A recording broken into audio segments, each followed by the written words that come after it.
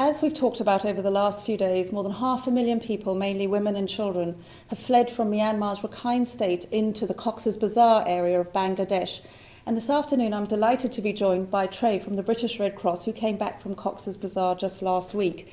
So Tre, tell us, what was your impression of being there and what you saw? Thanks, Nicola. So I think the thing that struck me the most was the number of women and children that you see. I mean, you can see from the drone footage, it's an expansive site. And one of the things that we're concerned about is the access that some of these people have to safe water points, toilets and dignified showers. A lot of the people I spoke to, particularly the women with young children, were finding it difficult to get to the water points during the day and to have, a shower in a dignified way because they're so open. So that's one of the things that the Red Cross and other agencies are working on, finding dignified ways for these people to be able to collect water for cooking, but also for bathing and for going to the toilet as well. Yes, I mean, it's one of the things we've heard from other aid workers who've come back, that the needs are just so great.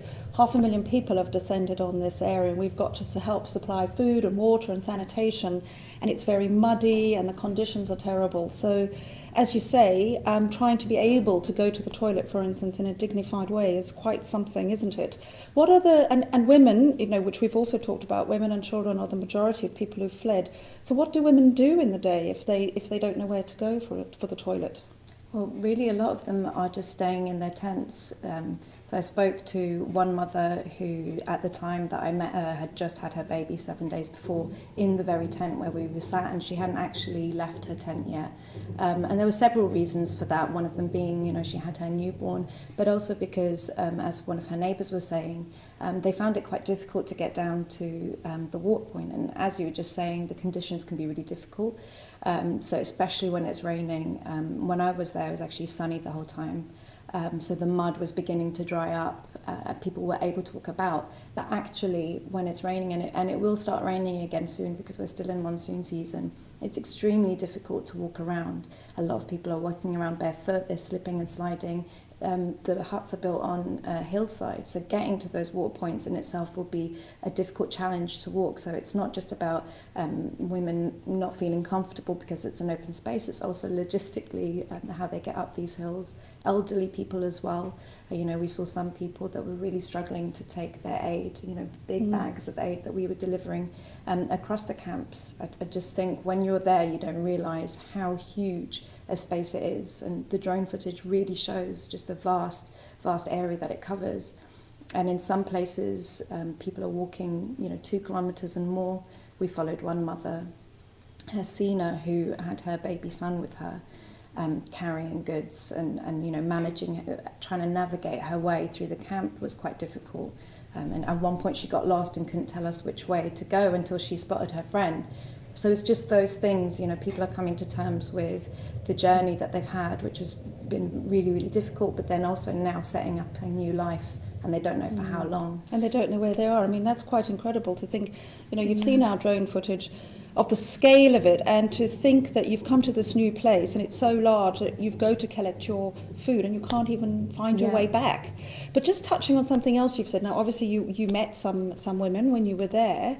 And I'm sure they must have told their stories. I mean, earlier this morning, I recounted a devastating story about Mohammed and his daughter Noor, who'd seen the rest of their family killed. So these women must have told you what made them flee Myanmar in the first place. Yes, they did, and the stories are so similar in the way that they start.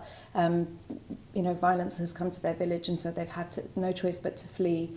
And some of the women I spoke to had really seen some terrible things happening to their families. One lady, she'd seen her husband die in front of her, and then was separated from her mum. So she was really then on her own and didn't know what to do. And another person that I spoke to, 16-year-old, a teenage girl, reminded me very much of, my teenage years, going to school. She was talking about her village and how much she loved it and everything that she did there, playing in the trees and the creek, just really normal things. And then watching that all disappear as well. And she actually tried to go back to her village.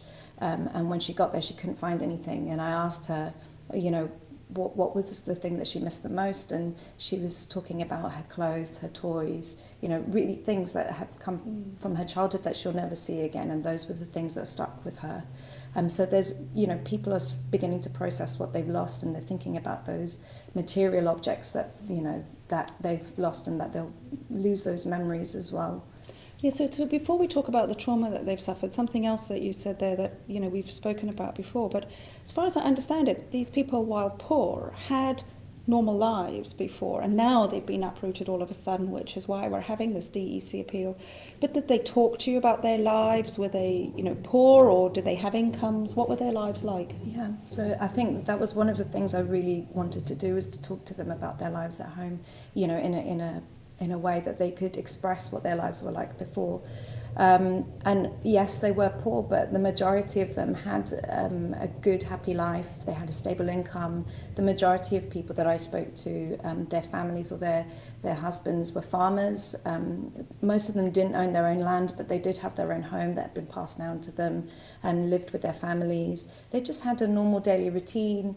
A lot of the women that I spoke to, they have children, so they were at home, they looked after their parents or their children, cooked, did the daily things, whereas their husbands were working. And a lot of the men I spoke to as well, they just, worked more than one job. Some were farmers and also worked as day labourers. So, very normal lives that were completely uprooted. Yeah. I mean, the girl that I was talking about this morning, Noor, in her account, she was out with the cows that morning, and suddenly armed men came and their village was burnt, and she fled.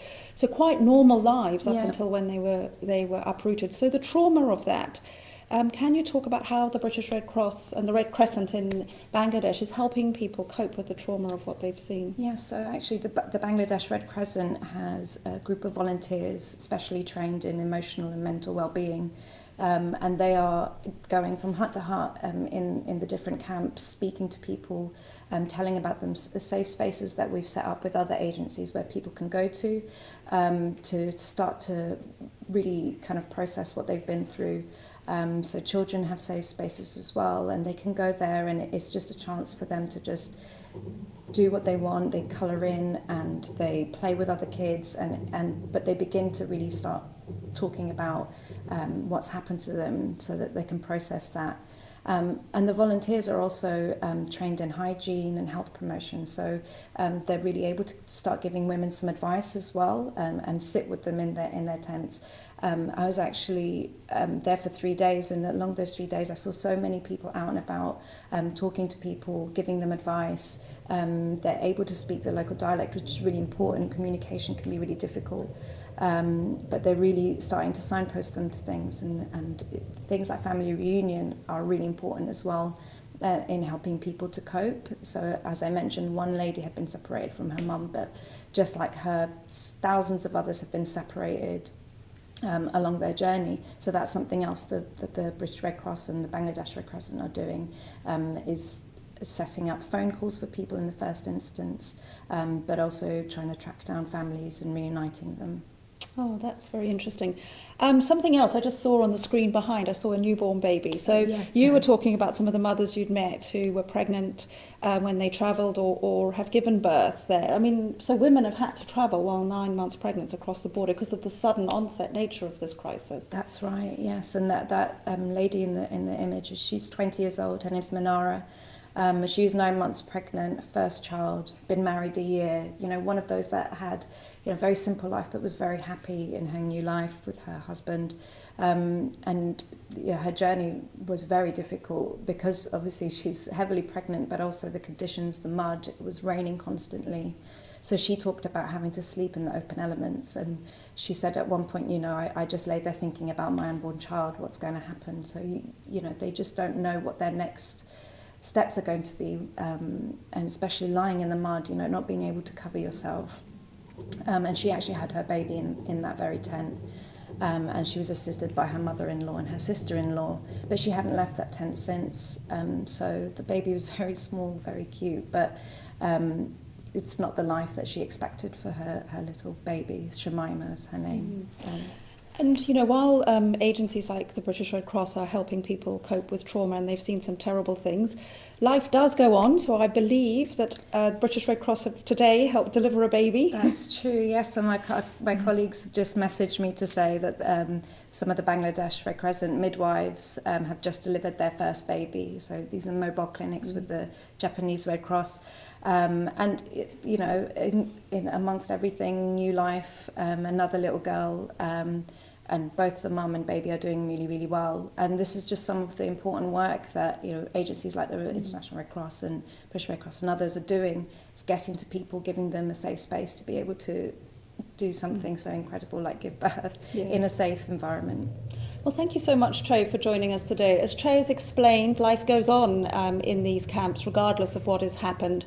People need help to both recover from the psychological trauma of what they've seen when they fled Myanmar. But life goes on and babies are being born, people need to be fed, people need to go to the toilet, not the most glamorous of subjects, but people still need to be able to do that. And we need your help to provide all of those services: food, water, medical care, sanitation and shelter. So please do keep on giving generously. The British public has generously donated to this appeal, and we've raised over £7 million so far. But we still need so much more money as life continues. So please do continue to give generously, and the British government continues to match your donation pound for pound. So thank you so much, and we'll see you again tomorrow.